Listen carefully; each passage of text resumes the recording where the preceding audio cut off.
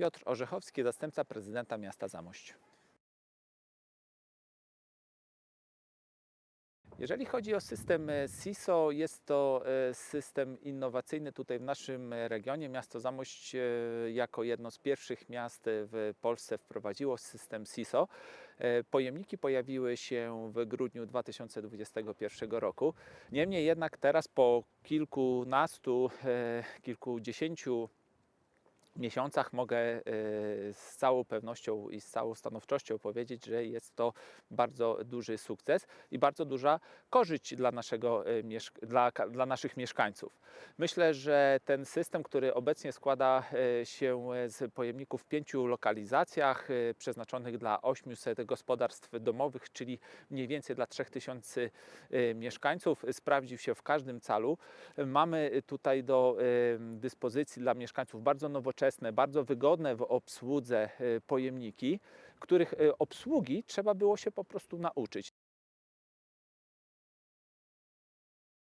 Mieszkańcy czasami się gubili, czasami byli zdezorientowani, jak te pojemniki działają, jaki jest system właśnie odbioru tychże specjalnych naklejek, specjalnych zbiorników, specjalnych worków na te odpady.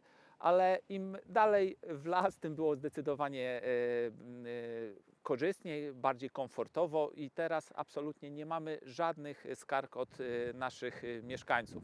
Myślę, że jest to system godny polecenia w innych lokalizacjach i bardzo byśmy chcieli jako miasto Zamość rozwijać ten cały system. Oczywiście w miarę posiadanych środków finansowych będziemy starać się, aby nie tylko te 3000 mieszkańców Zamościa, które obecnie mają do dyspozycji system SISO, ale znacznie więcej mieszkańców naszego miasta mogli korzystać i w bardzo takich przyjaznych i komfortowych warunkach segregować, ponieważ segregacja odpadów jest bardzo ważna. Miasto Zamość, jak każdy samorząd, ma obowiązek uzyskiwać odpowiednie wskaźniki segregacji odpadów i dzięki temu systemowi SISO na pewno jesteśmy łatwiej i przyjemniej te wskaźniki i te wymagania spełniać. System nowy, w pełni zautomatyzowany i bardzo zasadniczo wręcz różniący się od tego tradycyjnego systemu segregacji odpadów polegającym na ustawianiu dedykowanych pojemników.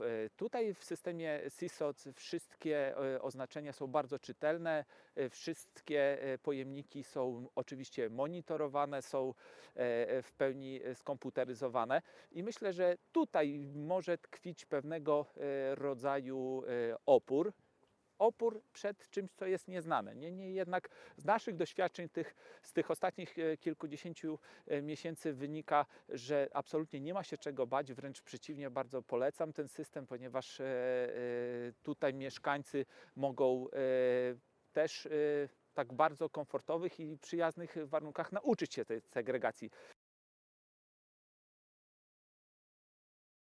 Ten system pomaga, ma bardzo duży wymiar również edukacyjny. Edukacja, jeżeli chodzi o segregację odpadów, jest nadal potrzebna, mimo że też zauważyliśmy bardzo duży skok, jeżeli chodzi o jakość, jeżeli chodzi o poziom segregacji odpadów wśród mieszkańców Zamościa. Niemniej jednak ten proces edukacyjny nie jest skończony.